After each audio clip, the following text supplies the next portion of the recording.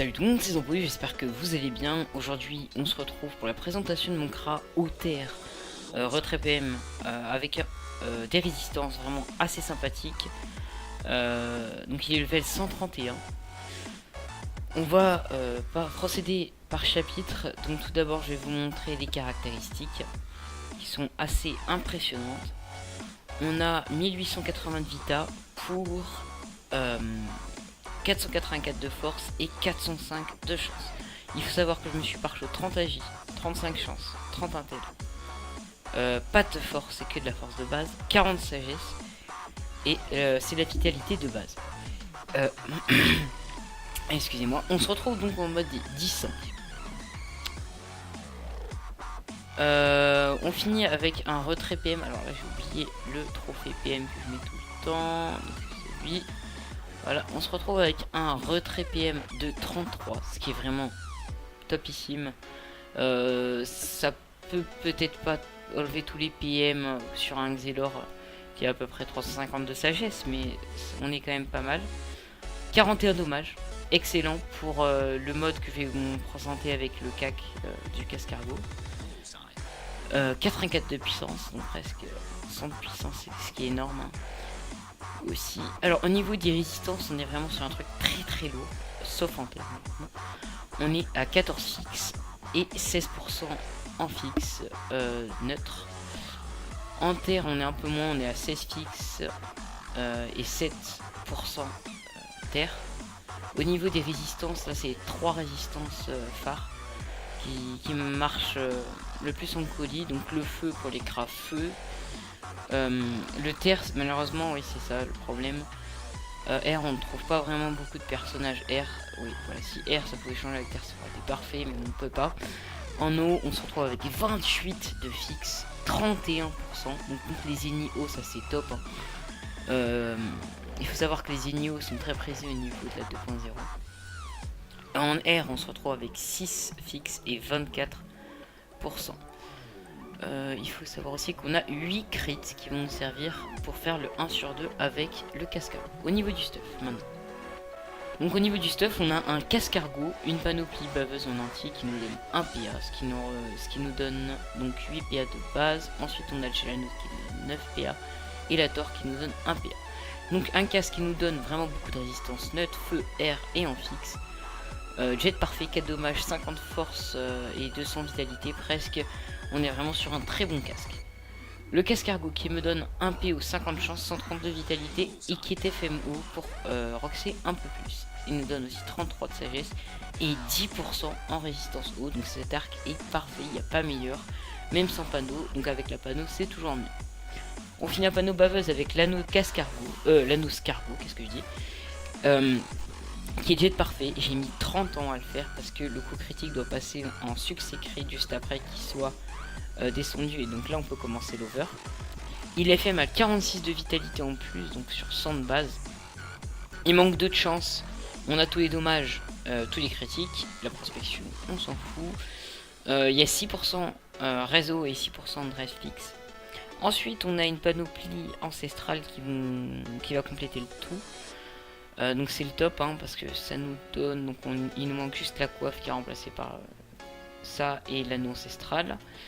Donc cela nous donne 2% de raise, 15 de puissance, 2 coups critiques, juste à peine assez, vous allez vous comprendre.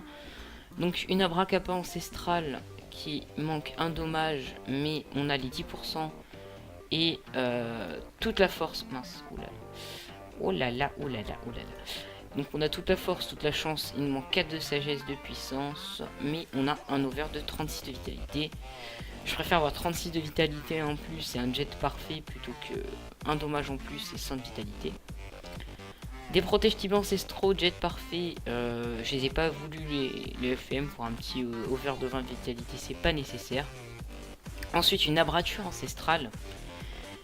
Qui est jet parfait au niveau des résistances fixes. Il manque un coup critique, mais vous allez voir que c'est pas grave. Le Gelano 145 vitalité, 1 PA. Une torque ancestrale top au niveau du jet, comme c'est moi qui l'ai FM.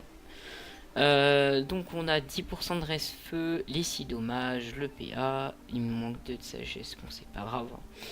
On a toute la chance, toute la force et un over de 58 de vitalité. Donc c'est énorme. Il faut savoir que j'ai tenté 3 PA sur cette FM. Vraiment, j'ai eu beaucoup de mal. Ensuite, au niveau des trophées très classiques, un examinateur, un entraveur, un voyageur, un joueur, un furibond et un taquin. Au niveau des esquives PM, esquive PA, donc là on va prendre par exemple l'esquive PM, on enlève le taquin et on met le taquin et l'évanescent, pardon, et on se retrouve avec 45 d'esquive, ce qui est vraiment top. Ensuite on va remettre juste le trophée, donc lui c'est pas grave. Et voilà pour le stuff. Donc nous revoilà en combat contre un putsch. J'ai mis beaucoup de temps à en trouver hein. Donc on va prendre les premières attaques no boost. Donc on va juste mettre le tir critique, vous allez comprendre directement après. Alors 290 à la flèche d'expiation no boost et 254 à la flèche punitive. On est sur un tour à 550, ce qui est plutôt pas mal à distance, il faut savoir. On a mis le tir critique, il nous donne 11 de coups critiques avec le cascargot. Et il faut savoir qu'on a 8 de coups critiques, donc 19 coups critiques sur un cascargot qui demande 20 coups critiques. Donc là on est en 1 sur 2, ça fait vraiment 19. Voilà. On se booste et là si on crit, bam.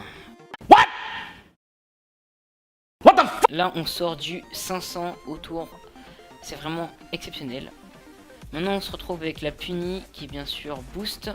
Et là on tape du 600 avec une cinglante à 200, on est sur un tour à 700. Là on a l'expi qui est double boost, donc ça va faire très mal. C'est du 680. On couple ça normalement avec un arc. Et ça nous donne... Alors là l'arc était plus boost au niveau de la maîtrise d'armes et du tir. Non je sais plus. Bon il était boost alors. Et là on est sur un tour à 1080.